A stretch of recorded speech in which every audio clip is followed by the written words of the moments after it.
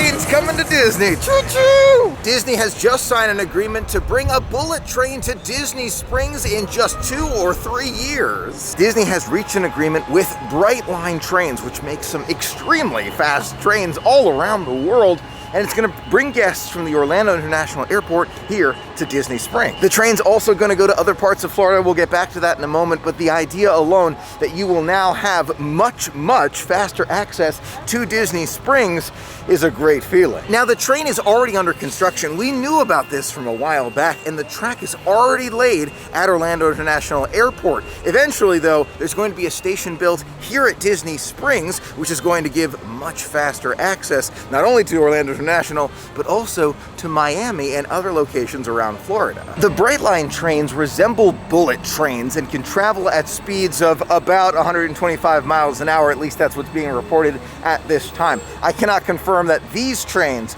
will go 125 miles an hour, but we can say it's going to be fast. The station is going to be the most significant change to Disney Springs, and there's a big question floating around now: where will the station be? My hypothesis is it's going to be across the way from where the bus depot is. Here's the bus depot at Disney Springs. I'd imagine it'd be across the street. So you kind of make your way from the train over to Disney Springs. Now, why do I think the train terminal is coming to this area of Disney Springs? Here's the end of the bus depot, right over here. This is the last segment of the bus depot here. If we turn around, we can actually see more parking areas. Kind of grapefruit and other parking is available here at Disney Springs. So the infrastructure is already here to make convenient transportation even more convenient. Across the street from Disney Springs, you can find cast member areas, grapefruit parking, and a gas station and more. But there's definitely areas that can be developed for that train station, and apparently the plans are already in develop by Brightline. They've kind of already put it together and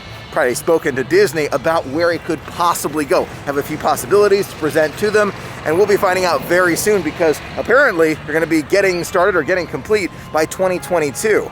We'll find out for sure soon. I truly believe that either this bridge or the bridge from the grapefruit parking area, or perhaps another bridge in between, will be a part of this plan in the long term. Below us is the road that takes you to Disney Springs from just about everywhere.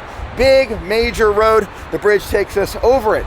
Behind me, you can see one of the administrative buildings for Team Disney.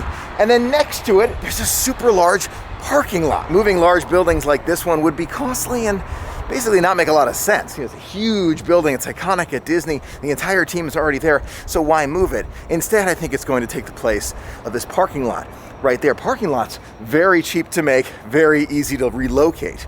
That right here, I believe, in my opinion, my thoughts for a moment, I believe the train station is going to go right there. I want to reiterate, these are just my assumptions. There's no way for us to know where the train tracks will be coming from. They'll have to reroute somewhere. There may be something in the way that prevents it from being this parking lot. Or perhaps they've got somewhere else, basically on Hotel Boulevard, which is the basically other side of Disney Springs, that they may be bringing it instead. But no matter which way you think about it, Disney has space around Disney Springs for this train station coming in the next 2 or 3 years. Now, there is a big question when you think about transportation to Disney Springs from Orlando International Airport.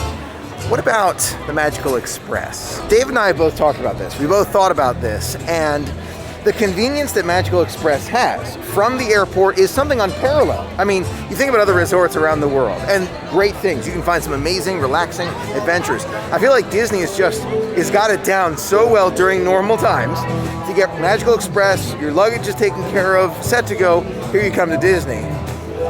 Will they change it up with the train? I was thinking about it, David was thinking about it. I'm thinking probably no, but there's a possibility.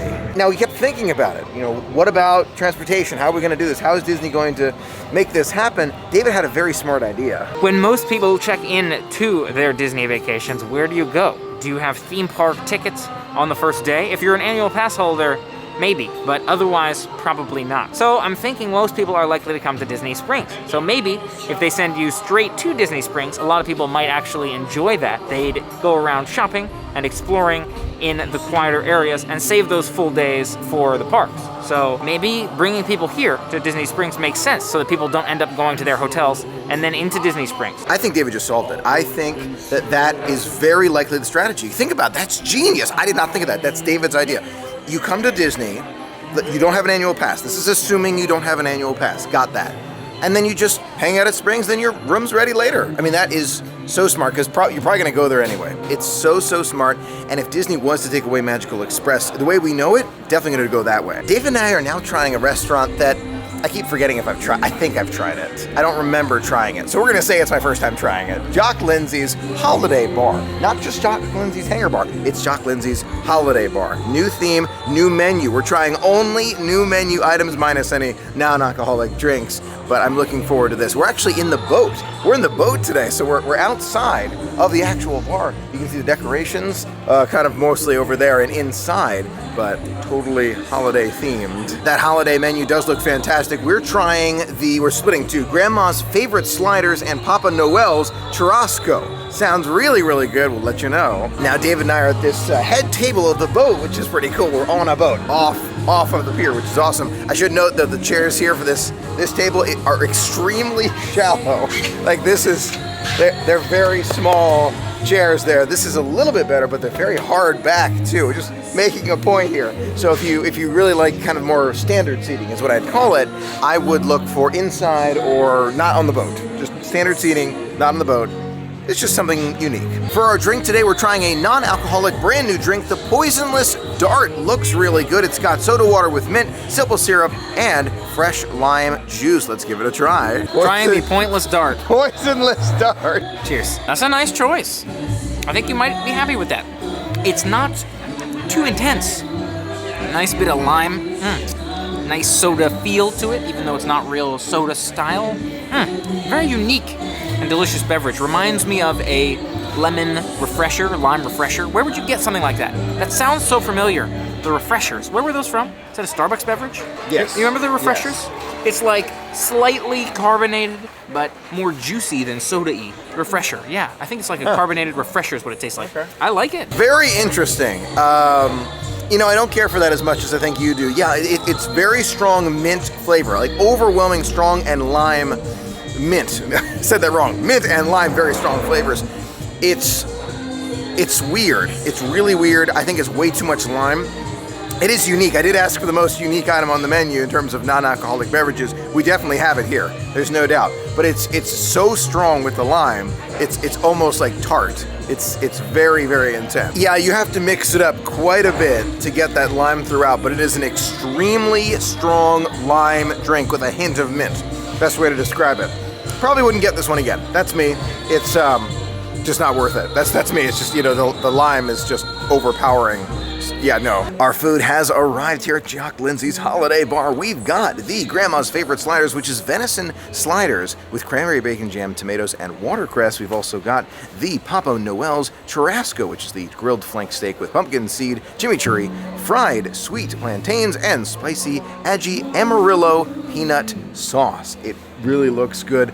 The steak looks a little smaller size, but if it's amazing, maybe it's worth it. We're gonna try it together and let you know. Now, I'm honest about these things. My back now hurts from sitting in that chair, so it's just something to note. I feel like that this one seat is just not the one that is the absolute best at Jock Lindsay's. Just want to make that clear. The side seats here, much better. So let's try this slider together. It's the venison with a lot of tomato in there. You ready? Bon appetit. First bite is pretty good. That cranberry bacon jam comes out immediately. You can taste it with the venison. The venison's kind of more of a smoky flavor to it. It's got some of that depth that we're looking for, but the cranberry bacon jam is really making that first bite super impressive with the kind of brioche style bun. Yeah, I need a few more bites. Venison's a little bit on the gamey side, just a tiny bit, not too much, not to a point where it's like throwing off the entire thing. But overall thoughts, the venison meat itself is cooked extremely well. The smokiness to it enhances it to a whole new level, and that cranberry bacon jam really makes this one. Now, would I see myself going out of my way for this one? Probably not. It is a little bit more on the expensive side, but considering that this is a limited edition, like holiday item at Jock Lindsay's Holiday Bar, I'm glad we got it. I am. I can see myself eating it again, but not going out of my way for it again, if that makes sense. I, on the other hand, took a bite into this burger and I thought to myself, acceptable. I didn't feel like it had too much flavor. I do like the soft bun, the Hawaiian sweet bun style. Very soft to bite through, but otherwise, not a whole lot of flavor, in my opinion. but it is acceptable. I would put it one step above acceptable and edible. I would. I think that it is good. It is good. Again, not gonna come out of my way for it, but good. Okay, time for the Papa Noel's Churrasco. We've wiped the flank steak in the pumpkin seed chimichurri. You ready? Bon appetit. That is a very interesting piece of steak. It has a lot of personality to it, let me tell you. That spicy Amarillo sauce is really good, cooked into the flank steak. It adds a sharpness to it right at the end. Right at the end as you're getting more of the steak flavor. Great steak taste, a little tougher than I like, but it's flank steak, we understand that. But it's got this kick right at the end with that Amarillo sauce, which I really, really like. The pumpkin seed chimichurri with it does add, it does. It is a very unique steak. Not one I'd go out of my way for either, but unique. I'm gonna give it another bite and I'm gonna give you more of my thoughts. After the second bite, I can tell you this one is not one I would go out of my way for, and I don't think I'd get that one again. The reason is, although there is that nice kind of Amarillo flavor to it, that spice, as you, whatever it is, it's nice, it's not good enough to kind of save where that steak is lacking. It's lacking a lot in how it was prepared. It is a flank steak, so it's not meant to be like filet mignon, right? So it's a little tougher, I get that. But the way it was prepared, I think it needs a little bit more behind it to bring out more of that meat flavor. I'm Michael Steak, and I have a lot of personality. I got the spicy, and the peanut, and the green stuff going on. I like this one. I personally liked it a lot more than the slider. I do agree that there's plenty of personality in the steak. Love the peanut spicy combination with the chimichurri in there. Makes it really unique. I wouldn't call it a standard steak from that lens, more of a delicious meaty substance. But it's good, I like it. This one I would get, of the two, I would get this one again. Don't know if I would make it to come this way with the prices and the quantity for this flavor, but if I were here, that's the one I would get. Overall thoughts on the food here at Jock Lindsay's Holiday Bar. Remember, it's different than the regular Hanger Bar. We'll get back to that. The slider was good. I did like the slider. I'd get that one again. Wouldn't go out of my way for it. Probably wouldn't go out of my way for most things that we've had here. So I think I'd skip a Holiday Bar on my holiday extravaganza, because several of these menus are so limited. For such a short period of time, you want to get to so many of them in such a short period of time, I wouldn't put this one at the top of my list. Now, I do want to mention that Disney Springs is getting more crowded. So much, I need to mention this just because it's a significant difference. It's like before March of this year crowded. Today, it's not a weekend. I'm by Marketplace Snacks now, right after we went to Jock Lindsay's Holiday Bar, and they're closed, and I can't understand why. I looked on the app, it closes at 11 p.m. It's like 8 o'clock. I'm wondering, yeah, it's 8:16. I'm wondering why it's closed. They have this Holly Jolly float that I really wanted to try just for the holidays, or Holiday Jolly float. It sounded really good. And they're closed. So I'm gonna find out why. But I hope at some point we get a chance to try it from here, Disney Springs. Since that Holiday Jolly float is not available right now, we thought about Artso crepes, which I still have not tried.